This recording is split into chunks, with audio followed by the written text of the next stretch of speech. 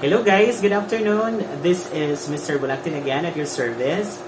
In my previous video, we talked about solving problems involving permutation and combination. Today, we'll be talking about illustrating events and union and intersection of events. So if you want to learn about these things, stay tuned and watch the entire video. Hello guys, kung napapansin nyo, meron ako dito mga bagay na inihanda. So, itong mga bagay nito ay may kinalaman sa ating leksyon ngayong araw. Unang-una, meron ako dito deck of cards. Merong coin dito at meron ding replika ng die. So, yung mga naglalaro ng mahjong, siguro alam nyo kung ano yung die. Plural nito ay die. So, kung meron kayong dalawa or more than that, tatawagin nyo ng dice. Kung isa lang, die lang po. And, bakit meron ako nitong mga bagay na to? Because events are best illustrated using these objects. So, bago natin gamitin ang mga bagay nito, pag-uusapan muna natin ang mga napakahalagang terminolohiya na gagamitin natin sa ating leksyon. Unang-una, ang tinatawag nating experiment. So, in mathematics, I guess in science, you are very familiar with experiment because you always do that in science. So, you have come across a lot of experiments in your science. But in mathematics, our experiment here is different from the usual ones that you have in science. So, what is an experiment? If you'll say experiment, it refers to any activity that is expected to yield outcomes or results. So, kapag ang isang gawain ay nagpuproduce ng resulta, tinatawag itong experiment. And the most commonly used experiments in mathematics are the following: rolling a die, tossing a coin or coins, drawing a deck or drawing a card from a standard deck of cards. So those are the most commonly used experiments in mathematics. There's still one, spinning a wheel, but the most common are those three. And I'm going to show to you how to do the experiments using the objects that I have here with me. What I discussed a while ago was just about experiment. There are still other things that are relative to experiment. And I'm going to show it, or I'm going to discuss it to you through illustrations. So take note. Okay. I started the discussion with the definition of experiments, and I said that experiments are activities that give results or outcomes. So outcomes is synonymous to results. And these are the most commonly used experiments in mathematics. We have tossing a coin, rolling a die, drawing a card. So, let's start with tossing a coin. So, let's toss a coin. Okay, that's what we meant by tossing a coin. So, when we toss a coin, there are two possible outcomes when we toss a coin. It could be that it will land on the face that has the picture of the hero. And it could be that when you toss the coin, it will show the other face. The face that has the logo of the Bangko Sentral ng Pilipinas at ng Tayabak. So how many outcomes are expected when you toss a coin? The answer to that is, of course, 2, because there are two faces of a coin. Merong dalawang face ang coin, two faces of a coin. So when you toss, let's start with this experiment first. Tossing a coin.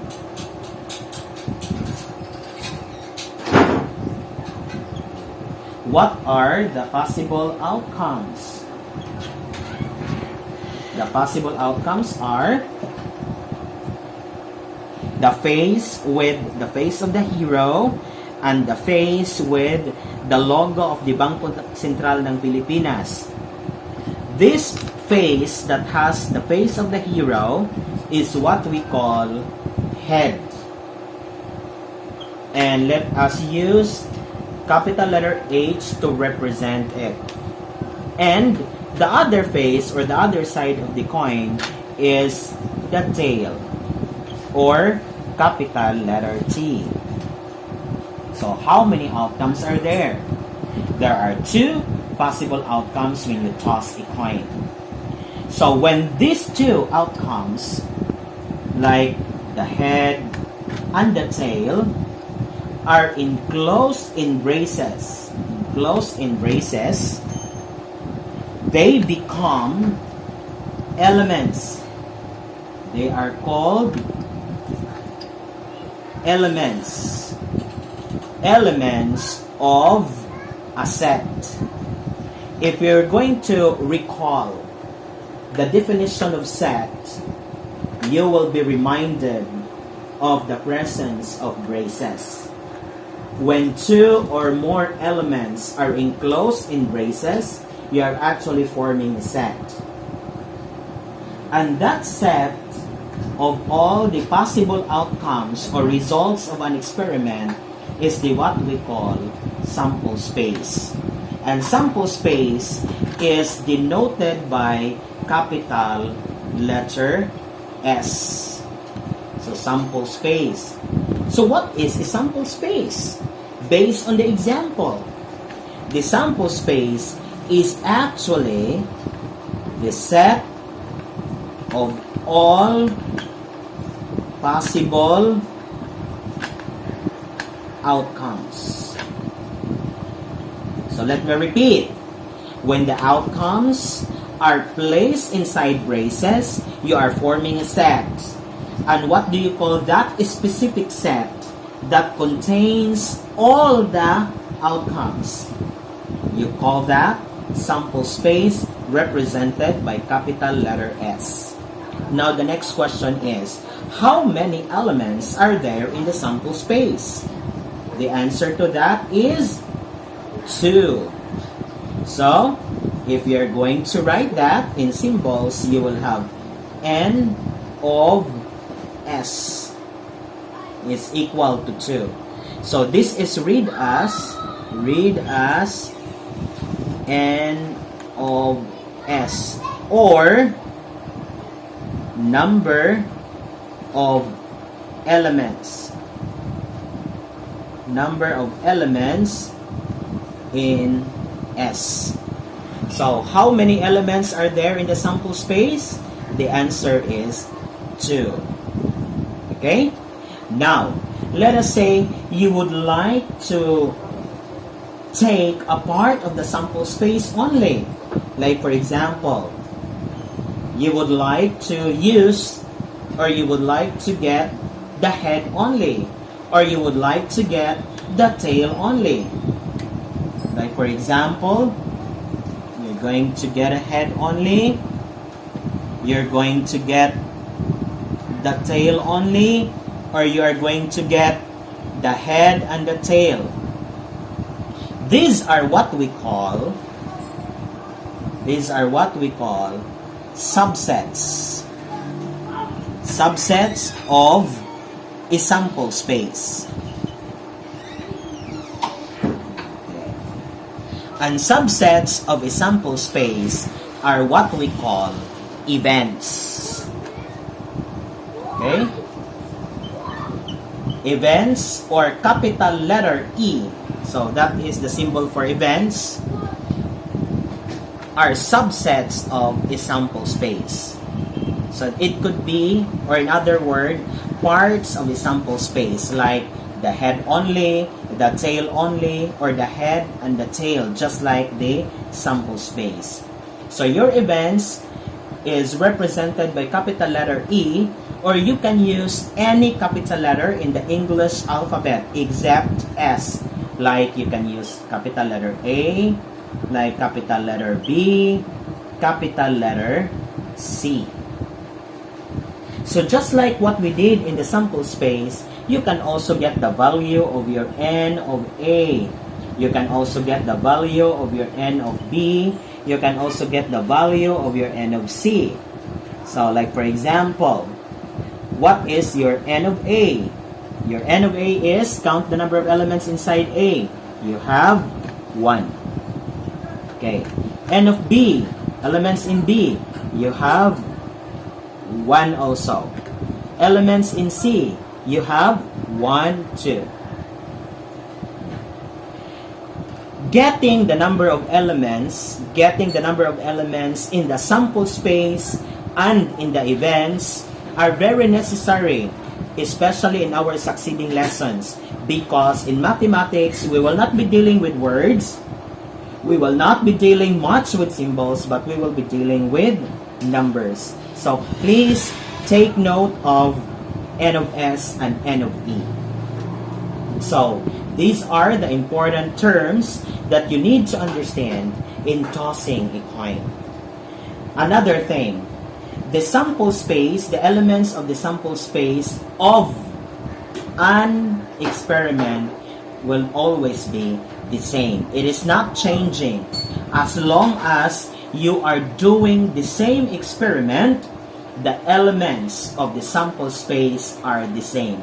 It's only the events that would have different elements depending on the conditions stated in the events.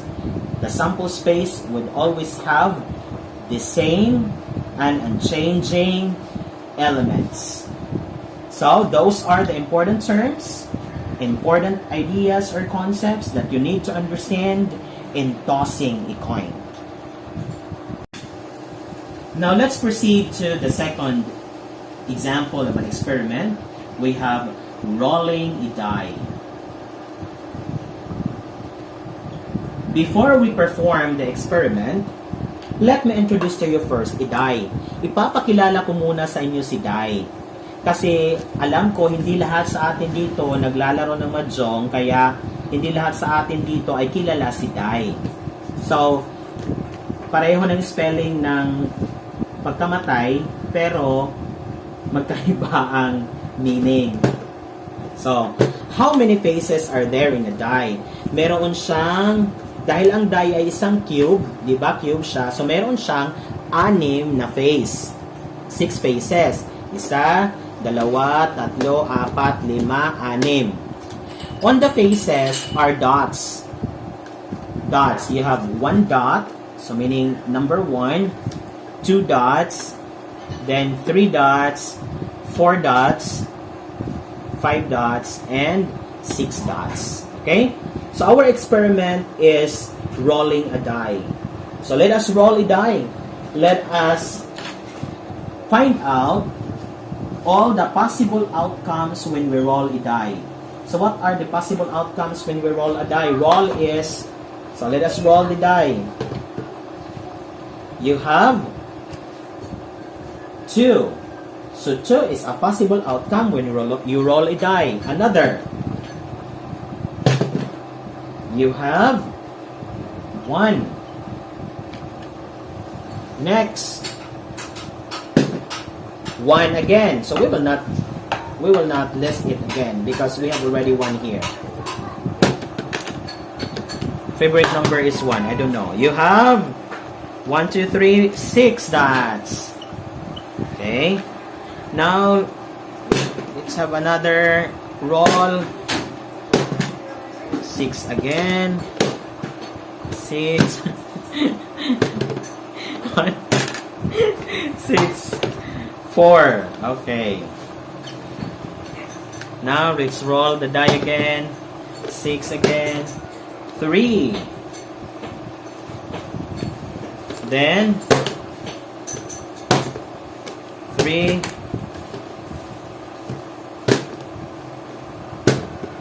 2. I guess we have 2 already there. And then we have 5. Are all the faces shown? Okay, all the faces are already shown because we have only 6 faces of a die. So these are the possible outcomes when you roll a die. Okay, so if you're going to rewrite this, you'll have, when you rewrite it and rearrange the numbers, you will have 1, 2, 3, 4, 5, and 6. So these are the possible outcomes when you roll a die. And if you're going to write the sample space, capital letter S, put equal sign, open brace, list down the 6. 1, 2, 3, 4, 5, then 6. In close in brace, you are now forming a sample space. May katanungan dito. Sir, kapag nagsusulat ng sample space pero hindi nilagyan ng bracer, tama ba, sir? Ang sagot dyan ay hindi. Dahil pag sinabing sample space, isa yung set. Pag sinabi mong set, meron talagang braces yan. Dahil pag walang braces, parang naglilista ka lang ng possible outcomes. Kapag ang possible outcomes ay inilagay mo sa loob ng braces, ito ay magiging elements ng sample space. So, how many elements are there in the sample space? What is your N of S? You count. 1, 2, 3, 4, 5, 6. So there are 6 elements in the sample space. Kuha. Okay? So that is how you will write the sample space, and that is how you determine the N of S. Now, let us say you are asked to give the elements of event A, and your event A is add numbers. Your event A is add numbers. Okay, let me... What are the elements of your event A? If you have A is equal to add numbers. Okay, I guess you know already what add numbers are. In getting the elements of your A, remember that A is an event of the sample space. So, parte siya ng sample space. So, hindi pwedeng maglilista ka dyan ng mga odd numbers na gusto mo. Kailangan na ang odd numbers na ililista mo ay manggagaling sa sample space dahil ang event ay parte ng sample space. So, babalik ka sa sample space. Titingnan mo ang sample space. Ano ang mga numerong odd dyan? What are the odd numbers in the sample space? So, 1 is odd. So, you write, comma. 3 is odd. You write 3. 5 is odd. Then you write 5. Then, close it. Kasi wala nang ibang odd. Now, you get your N of A. How many elements ang nasa A? Let us count. 1, 2, 3. Okay. That's simple. Now, let's proceed to letter B. Let us say your event B is even. Even numbers. What will be the elements of your event B? So, babalik ka na naman sa sample space, kukunin mo doon ang mga even numbers. And what are these numbers? You have 2, 4, 6. Okay? So, what is your N of B? Your N of B is, you count, 1, 2, 3. So, yan yung sinasabi ko, guys. Ang events ay pabago-bago. Depende sa kung ano ang hingin sa problem. Depende kung anong kondisyon ang ibibigay sa problema. So, pabago-bago ang event, nagbabase iyon sa kondisyon na napapaloob sa problema. Ang sample space again, when you roll a die, ang sample space ay ito lang talaga. 1, 2, 3, 4, 5, 6. hindi mababago. Dahil ang die ay hindi naman nababago. Meron lang siyang 6 phases and there are 6 possible outcomes when you roll a die. So, hindi nababago ang sample space. It's only the events that are changing depending on what is asked or what are asked in the problem. Now, dadako naman tayo sa pangatlong halimbawa ng experiment. At ito ay yung drawing a card. So, ngayon, ang katanungan natin ay kung ano bang yung cards na tinutukoy dito. So, I am going to introduce first the cards to you guys. Para naman, mas makilala nyo sila. Because later on, we will be solving problems involving these cards. So, kailangan talagang makilala nyo sila para merong forever. Okay? So, in a standard deck of playing cards, there are 52 cards. Alam na alam yan ng mga naglalaro gamit ang cards na ito. So, there are 52 cards. Merong 4 suits.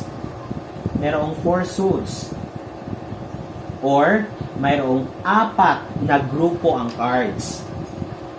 Dalawa sa grupo ay black cards. Meron tayong black na cards, meron din tayong red na cards. So, ano ba yung unang grupo ng black cards? Ito ay yung tinatawag natin na clubs. Okay? Tinatawag natin na clubs. Ito yung clubs. In English, clubs. In Bisaya, kalamungay. In Filipino or Tagalog, malunggay. So, they are our clubs. How many clubs are there? Let us count. 1, 2, 3, 4, 5, 6, 7, 8, 9, 10, 11, 12, 13. So, there are 13 clubs. And what are these 13? What comprises the 13 cards? We have ace. So, ito yung ace. Alas, ace. Then, we have 2, 3, 4, 5, 6, 7, 8, 9, 10. Ito yung mga tinatawag na number cards. Okay, number cards are 2 to 10. Then, we have the jack. That is letter J. We have the queen. And we have the king. So, there are 13 cards under clubs. So, 13 clubs. Another group of black cards are ito, palo. Okay? Kilala natin sila as palo. In English, we call them spades. So just like in clubs, we also have 13 spades. Meron ding ace or alas, then number cards 2, 3, 4, 5, 6, 7, 8, 9, and 10. Then you have the jack, the queen, and the king. Okay? So, we're done with the black cards. Let's proceed now to the red cards. Okay? The first group of red cards are the hearts. How many hearts are there? There are also 13 hearts. So, meron ding ace, meron ding number cards, meron ding jack, meron ding queen, at meron ding king. Okay? And the last suit, or the last group, so we have 4 suits. Okay? So, these are the 4 suits. Okay? So, the last suit is the diamonds. So, we also have 13 diamonds. So, kilala nyo na ang mga cards, right? You already know the cards. So, those are the 4 suits. The 4 suits are the clubs, the spades, the hearts, and the diamonds. And of the 4 suits, 2 are black cards. What are the black cards? The clubs and the spades. What are the red cards? The hearts and the diamonds. Okay? So, 13 plus a 13 plus a 13 plus a 13 is equal to 52. So, you already know the cards.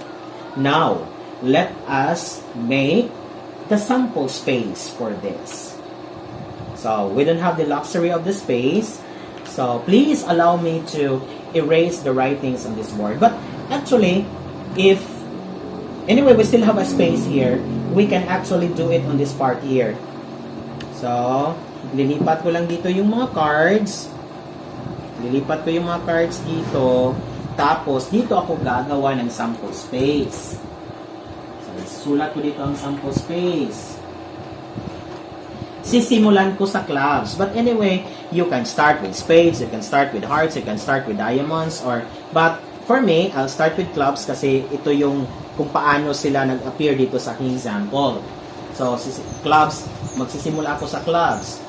So, you will have club A's, or you can have A, then underscore C. A subscript C.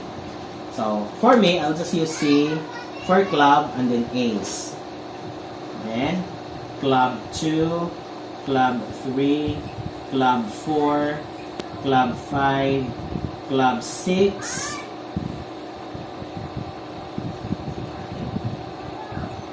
club 7, club 8, club 9, club 10, club jack, club queen, club king, comma, because we're not yet done. Proceed now to spades. So, you can have the spade. Okay, para hindi kayo maguluhan, maybe I'll just erase this part here kasi we don't have enough space. Talagang kailangan ko siyang i-erase. I guess you have already taken down important points of my discussion. So, I'll just erase this part here. Erase ko na lang to para hindi kayo maguluhan. Isang line lang yung pagkakasulat ko para hindi kayo maguluhan. Okay. So, gagawin natin yung sample space. Sakihan nyo yung S, then equals, open brace. Clubs yung unahin natin. Club A, Club 2, Club 3, Club 4, Club 5, Club 6, Club 7, Club 8, Club 9, Club 10, Club Jack, Club Queen, Club King, comma. We're done with clubs, so proceed to spade. Spade Ace, spade, 2, 3, 4, 5, 6, 7, 8, 9, 10. Jack, Queen, King. Then, we're done with spades. Proceed to hearts. Heart A, heart 2, heart 3, heart 4, heart 5, heart 6, heart 7, heart 8, heart 9, heart 10, heart jack, heart queen, and heart king. You know what, guys? Our new lesson is not really a hardcore mathematics. It is just a simple mathematics, but it requires a lot of your patience. It requires a lot of hard work from you, because just like this, when you write the sample space, you really need to write all the elements so that you will be guided in doing the events. So we're done with hearts. Let's proceed now to diamonds. Diamond A, diamond 2, diamond 3, diamond 4, diamond 5, diamond 6, diamond 7, diamond 8, diamond 9, diamond 10, diamond jack, diamond queen, diamond king. So, we're done because all the suits are now here. You close. Okay. So, what is our N of S? How many elements are there inside this sample space? We have 52. And again, the sample space in drawing a card is always 52 because there are really 52 cards. Okay? I have already explained to you why we have 52. Now, let's proceed to events. Let us say your event E or event M is ace card. Ace card. So, ano yung magiging elements ng iyong event M? Babalik ka sa sample space. Ano ang mga ace card dyan? So, ang mga ace card dito sa sample space are the following. You have the club ace, spade ace, heart ace, diamond ace. So, what is our N of M? So, you count. 1, 2, 3, 4. So, 4 is your N of M. Okay? Now, let's have another event. What if the event is red face cards?